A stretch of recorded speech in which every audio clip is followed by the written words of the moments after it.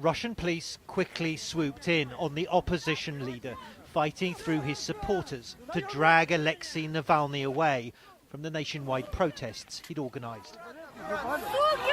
He now faces another spell in a Russian jail, an occupational hazard, he told me ahead of the protests, when standing up to the Kremlin.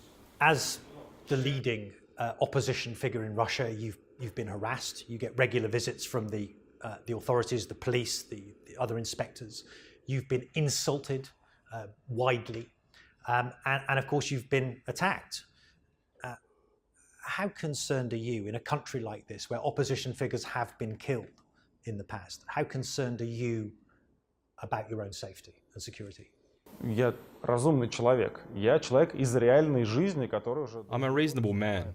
I ran my election campaign for 12 months, and out of these months, I spent 2 in prison. So I have a clear understanding of what this regime can do. But I'm not afraid, and I'm not going to give up on what I want to do. I won't give up on my country. And it seems there are many Russians on his side.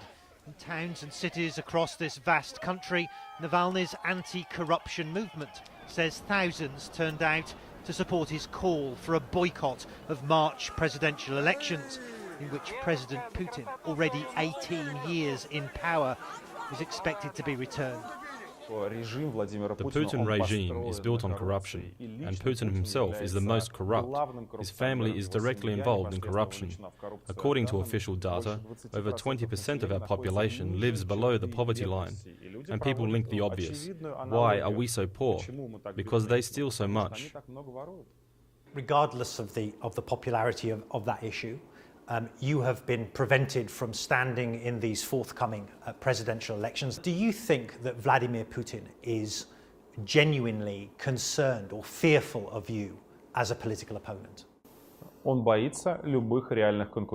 He is scared of all real competition.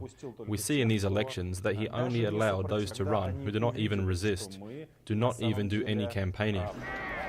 And Alexei Navalny is certainly not one of those chosen Kremlin-friendly candidates. Official opinion polls suggest his support is at barely 2%.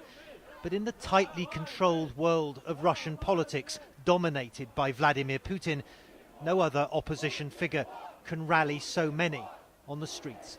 Matthew Chance, CNN Moscow.